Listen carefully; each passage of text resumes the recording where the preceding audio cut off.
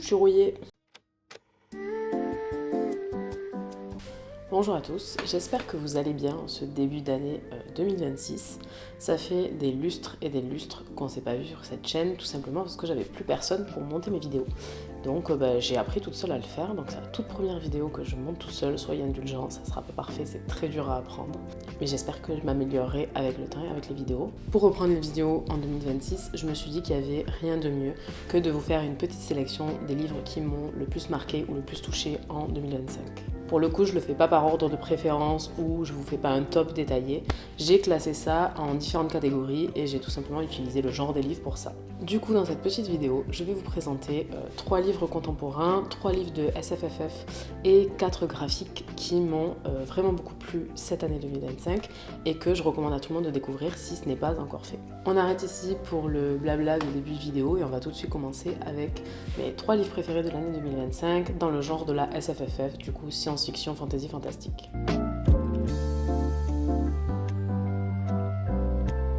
Alors on va tout de suite commencer avec un livre que j'ai lu au tout début de l'année 2025 et que j'ai encore très bien en mémoire parce qu'il m'a vraiment beaucoup plu. Et ce livre n'est autre que Sous la porte qui chuchote, qui a été écrit par Teddy Clune et publié aux éditions de Saxus. Dans ce livre, on va suivre Wallace Price, qui est un monsieur qui est assez antipathique et qu'on a beaucoup de mal à aimer dès le début du récit, puisqu'il nous est présenté comme assez déplaisant. Et on va le suivre dans la situation assez absurde qui va le pousser à mourir très tragiquement.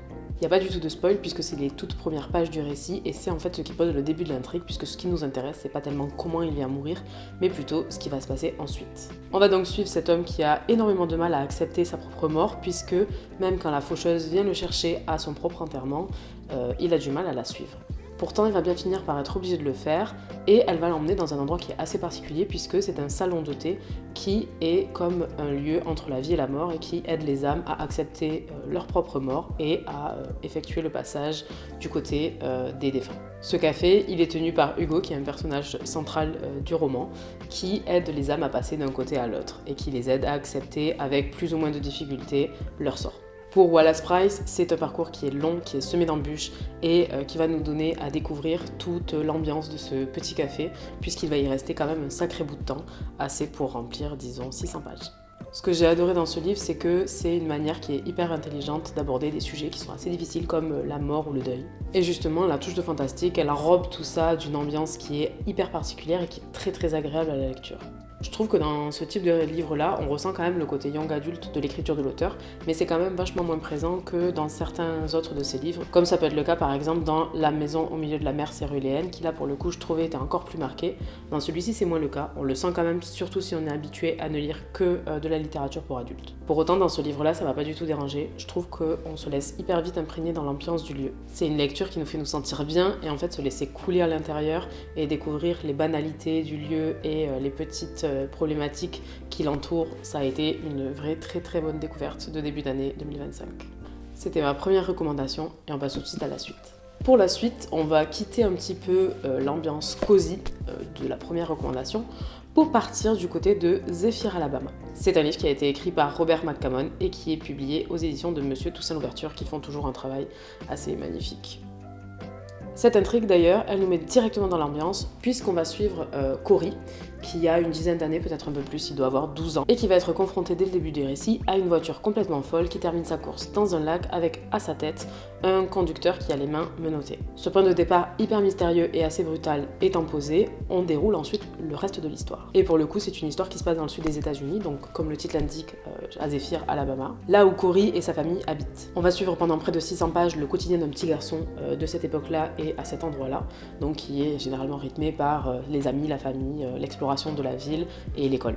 Mais malgré tout, l'entièreté du récit est entourée d'une brume très mystérieuse, d'une ambiance presque hantée. Tout ça traversé par des touches de fantastique qui viennent vraiment donner un coup de peps à l'ensemble de la lecture. Et vraiment, l'aura qui tient pendant les 600 pages de ce livre va nous donner les coups de peps qui suffisent pour aller dévorer le livre jusqu'à la fin. Et pour le coup, l'auteur il va juste nous laisser découvrir la courbe des monstres qui hantent son livre sans forcément nous les montrer de plein fouet. Et c'est ça qui en fait une œuvre très particulière et très agréable à découvrir. Le point fort du livre, je l'ai déjà dit, c'est clairement son ambiance qu'il tient du début à la fin. Et pourtant, malgré tout cet aura de mystère, moi je trouve que ça n'enlève absolument pas la poésie qu'il y a dans l'écriture et dans le déroulé de l'enfance du jeune Cory. C'est un livre qu'on pourrait classer dans le réalisme magique et pour le coup je trouve que l'auteur a fait un super travail pour représenter le genre. Je pense que ceux qui n'ont pas encore découvert cette histoire, vous devriez le faire sans forcément en savoir beaucoup plus sur ce qui va se passer ensuite. L'idée c'est de se laisser couler dans les banalités du quotidien de cette ville et dans tout le décor qui est posé pour ensuite se laisser surprendre par l'intrigue qui va se dérouler. Et c'est tout pour Zephyr Alabama, la deuxième recommandation de ce petit top. On passe à la suite. Et on va terminer en beauté ce top 3 de mes romans SFFF favoris de l'année 2025 avec le très beau La Maison des Sortilèges de Emilia Hart et publié aux éditions Les Escales. Dans ce livre, on va suivre 3 époques différentes et également 3 femmes différentes qui sont liées par le sang, mais pas que, puisqu'elles vivent des expériences qu'on pourrait classer de similaires, bien que les époques soient extrêmement variées. Ces 3 femmes vont alors se retrouver liées par des expériences vécues, notamment des expériences qui les confrontent à des hommes, et également en particulier à travers la maison qu'elles vont habiter soit pendant une petite période de leur vie, soit pendant toute leur vie, et qui se retrouvent du coup au cœur de ce livre. Pour la première, on se retrouve en 2019, où on va suivre Kate qui fuit un foyer violent et qui se réfugie dans une maison qu'elle a héritée de son arrière-grand-tante et qui est en voie de délabrement puisque les plantes ont presque envahi la baraque et qu'elle est à moitié effondrée.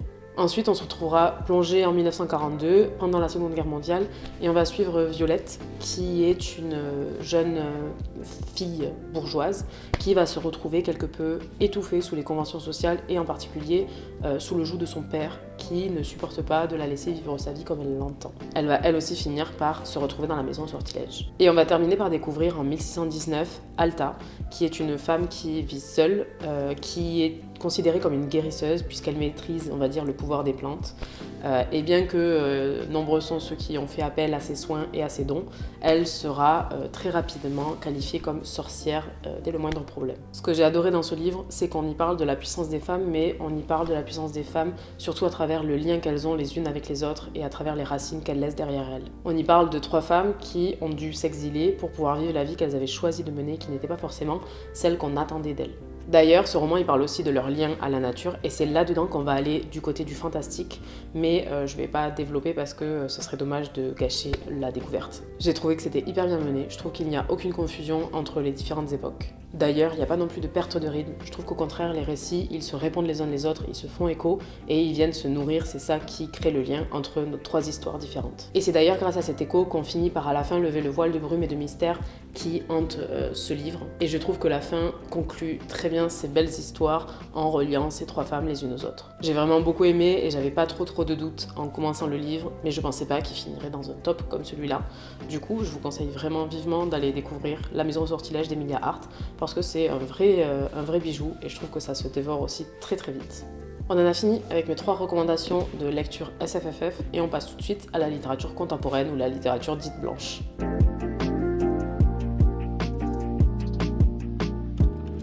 C'est marrant parce que je me rends compte en faisant ça que mes lectures se font quelque peu écho, puisqu'on va tout de suite parler de Pleurer au supermarché, qui a été écrit par Michel Zauner, et qui parle encore une fois n'est pas coutume, de deuil et de mort, et de maladie, et d'acceptation de tout ça. Dans ce livre, l'autrice, elle nous livre tous ses ressentis, et on va dire l'histoire de la mort de sa mère, de la maladie de sa mère, et de la manière dont elle est allée s'occuper d'elle dans les fins de ses jours. Pour le coup, ce que j'ai trouvé hyper intéressant dans ce livre, c'est qu'on a une autrice qui est de nationalité sud-coréenne, et en fait, ça va nous aider à rythmer tout le récit et rythmer l'histoire de cette mère et de cette fille. Puisque de manière générale, le deuil et la fin de vie de cette mère et de cette fille sont énormément passés par la gastronomie et la culture coréenne pour renouer des liens et en tout cas se serrer les coudes dans des moments comme celui-là. Malgré tout, ça va aussi aborder l'influence de la culture coréenne sur la relation mère-fille qui est dépeinte, et j'ai trouvé que c'était un livre qui était hyper intime. Pour le coup, j'étais hyper touchée par la transparence de l'autrice qui nous y dépeint un deuil comme on le voit pas forcément souvent dépeint, puisqu'on y parle de la colère, puisqu'on y parle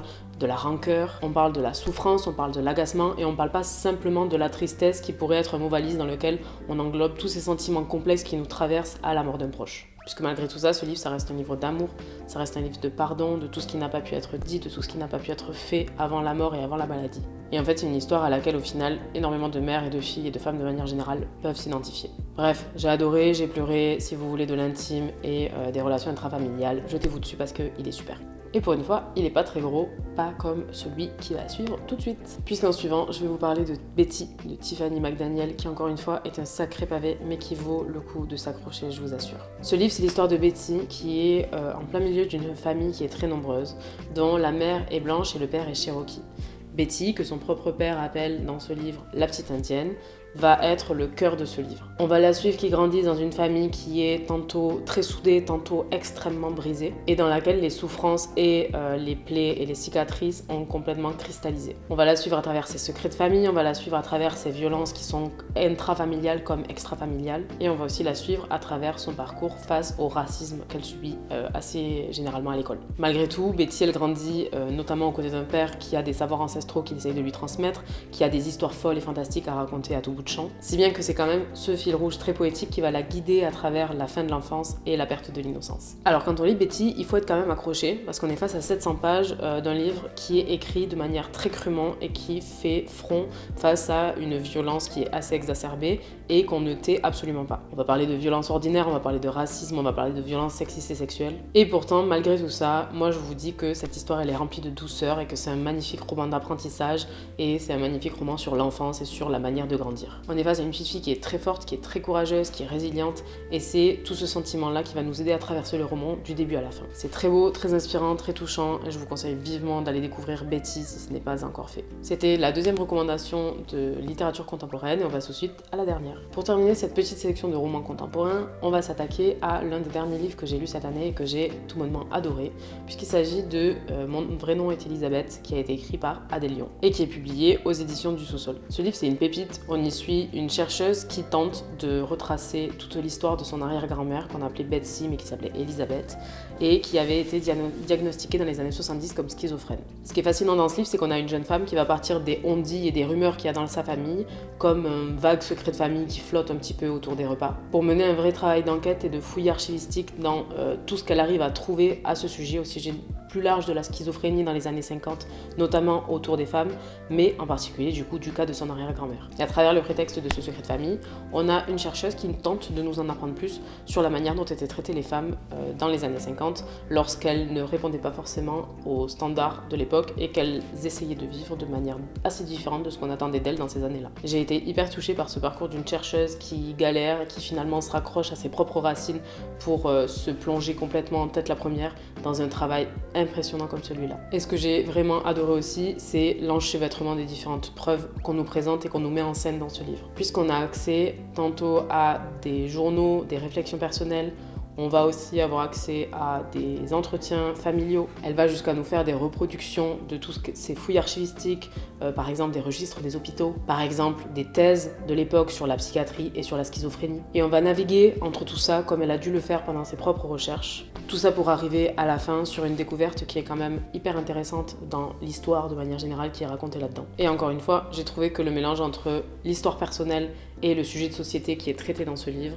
était hyper bien mené. Enfin bref, je me suis régalée dans cette découverte. C'est un des derniers livres de l'année 2025 et il a, je trouve, clôturé l'année en beauté. On en a fini pour les romans et on va tout de suite passer à quelque chose de plus léger puisqu'on va parler de graphique.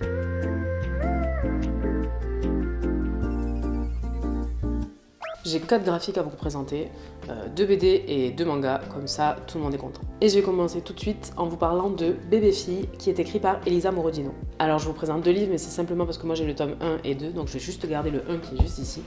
Et dans cette petite BD, il n'y a pas grand chose à en dire, si ce n'est que l'autrice va nous raconter dans des planches qui sont très très drôles, des souvenirs de son enfance. On peut pas en dire grand chose de plus parce que c'est des toutes petites scénettes, mais je me suis régalée, la preuve en est que j'ai très vite acheté le 2e tome. Ça se lit hyper vite, c'est épuré, le style est hyper cool, donc j'espère que vous testerez cette BD qui est d'ailleurs publiée aux éditions Même Pas Mal, qui est une maison d'édition géniale pour les graphiques. Et je passe tout de suite à la 2e BD. Pour la 2e BD, le sujet il est un petit peu moins léger.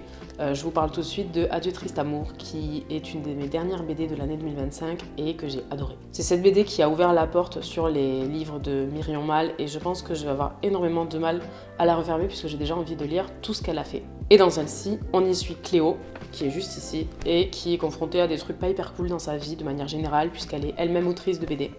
Et elle va décider de prendre un tournant assez radical. J'en dis pas plus parce que c'est là tout le cœur du livre, mais je vais simplement vous lire le dos, puisque je trouve que ça résume assez bien l'ambiance qu'on retrouve dans ces pages. On y dit Notre point commun à toutes, c'est qu'on était fatigués, tannés, épuisés, alors on est parti. Bref, encore une fois, même si on y suit un quotidien et ses banalités, je trouve que c'est un récit de vie auquel on peut hyper facilement s'identifier et c'est très agréable d'y plonger pour une soirée. C'était ma dernière reco BD et on passe tout de suite aux recommandations manga pour cette année 2025. Et on va commencer cette sélection manga avec Minuscule, l'histoire de Akumei et Mikushi qui sont deux petites bestioles pas plus hautes que quelques millimètres et qui vivent dans la forêt. Je crois que cette série est quand même assez connue au niveau de la sphère littéraire, mais pour le coup, moi j'ai adoré découvrir ces 2 premiers tomes cette année. Je crois qu'il y en a déjà 13 qui sont sortis, donc j'ai du pain sur la planche pour tout rattraper. Et pour le coup, ça se répète encore une fois, mais ce que j'aime dans ces 2 livres-là, c'est qu'on va suivre les banalités et le quotidien de ces 2 petits personnages qui vivent dans les arbres et qui nous proposent une sorte d'économie de la débrouille, puisqu'elles utilisent tout ce que la nature va leur offrir pour survivre, pour créer, pour s'abriter, pour créer des vêtements, pour manger. Et découvrir leur quotidien, la débrouillardise, tout ce qu'elles font de leurs propres petites mains et la vie de manière générale de la forêt et de ces animaux. J'ai trouvé ça hyper agréable, hyper reposant et je trouve que c'est un manga qui se dévore très facilement. J'en dis pas plus, laissez-vous tenter, c'est hyper mignon. Pour ceux qui aiment le tranche de vie, vous allez adorer. Et encore une fois, pour terminer, je triche puisque je vous présente 4 livres mais qui sont en fait une seule série. Je vais vous parler de First Job New Life. Là, on a les 4 différents tomes qui sont, je trouve, très cool au niveau des couvertures, des choix des couleurs qui sont assez pop. Et pour une question de mal de bras, je ne vais garder que le tome 1 dans la main.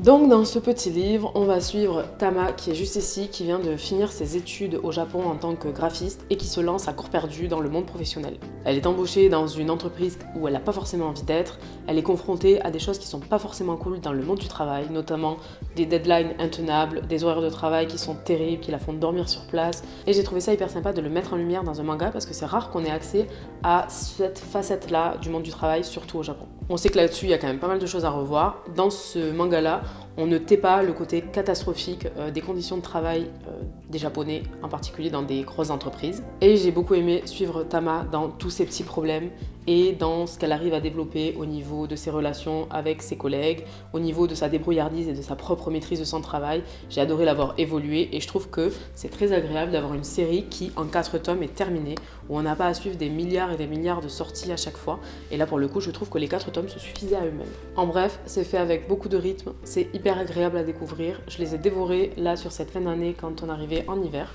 et je vous le recommande très fortement si vous souhaitez passer un bon moment avec ce type de sujet-là. Et ben, je crois qu'on en a fini. J'espère que c'était pas trop chaotique parce que du coup, j'ai pas fait ça depuis très longtemps. C'est une petite vidéo pour reprendre assez tranquillement. J'espère que ça me donnera une bonne impulsion pour ce début d'année, que je vais continuer à le faire. Et si c'est le cas, on se retrouve d'ici pas très longtemps. Je vous fais des bisous et je vous laisse là-dessus.